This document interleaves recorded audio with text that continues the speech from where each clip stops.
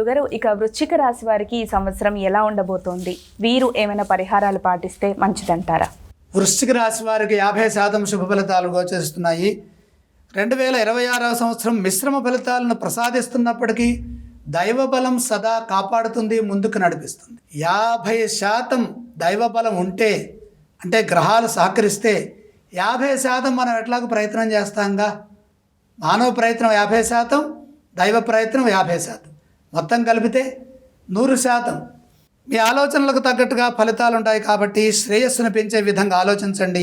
బాధ్యతాయుతంగా సకాలంలో పనులు మొదలుపెట్టండి. సరైన ప్రణాళికలను ముందుగా సిద్ధం చేయడం ద్వారా శక్తి లభిస్తుంది. జూన్ 2 వరకు గురువు అష్టమంలో ఉండటం వల్ల ఆర్థిక సమస్యలు ఎదురవుతాయి.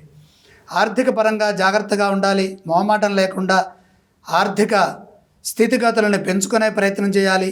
అలాగే ఆరోగ్యంపై దృష్టి పెట్టాలి. కానీ జూన్ 2 నుండి గురువు భాగ్యంలోకి రావటం వల్ల, అక్కడ ఉచ్చస్థితి కూడా ఉండటం వల్ల మీ జీవితం ఒక మలుపు తిరుగుతుంది, అనుకూలత పెరుగుతుంది.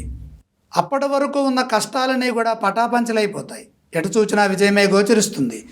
కుటుంబ పరంగా పెద్దల నుండి సహాయ సహకారాలు అందుతాయి. సమాజంలో గౌరవం పెరుగుతుంది. అదేవిధంగా కుటుంబ పరంగా ఆస్తులు కలిసి వస్తాయి. ఆర్థిక స్థితి మెరుగవుతుంది. ధనాన్ని వృద్ధి చేసుకోవటానికి ఈ ఉచ్చగురు సంచార సమయము సహకరిస్తుంది. దైవ దర్శనాలు చేసుకునే వీలు కలుగుతుంది. భగవద్ అనుగ్రహంతో అదృష్ట ఫలాలు అందుతాయి.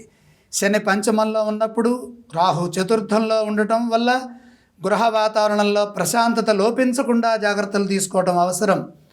కుటుంబ సభ్యులపై ఎక్కువ దృష్టి నిలపకండి. వాళ్ళు ఏం చేస్తున్నారు, వాళ్ళు ఎలా ఉన్నారు, ఏం మాట్లాడుతున్నారు, అంతా అంటే అతి సూక్ష్మాది సూక్ష్మంగా ఆలోచించడం ద్వారా సమస్యలు పెరుగుతాయి. అలా లేకుండా చూచి చూడనట్లుగా మీరు వ్యవహరించాలి. అయితే పిల్లల విషయంలో, చదువుల విషయంలో శ్రద్ధ పెంచడం మంచిది. స్థిరాస్తి వ్యవహారాల్లో తొందర పనికిరాదు. వృత్తిపరంగా రాజ్యకేతువు సంపూర్ణమైన నిబద్ధతను, శుభాన్ని, జయాన్ని ప్రసాదిస్తారు. అయితే కేతువు ఛాయాగ్రహం అవటం వల్ల ఫలితాలు కొద్దిగా ఆలస్యం కావచ్చు. భాగ్య బృహస్పతి యోగం ఉత్తరార్ధంలో విద్యాపరమైన శక్తిని ప్రసాదిస్తుంది. సరస్వతి కటాక్ష సిద్ధి సంపూర్ణంగా కలుగుతుంది. జూన్ నుండి అక్టోబర్ వరకు ఉన్న సమయం మీకు చాలా కీలకం. ఈ సమయంలోనే ముఖ్యమైన నిర్ణయాలు తీసుకోవాలి. ఉద్యోగ వ్యాపారాల్లో మరియు వృత్తిలో తగినంత ప్రతిఫలాన్ని పొందుతారు. సమయానుకూలంగా పనిచేయడం ద్వారా కృషి ఫలిస్తుంది.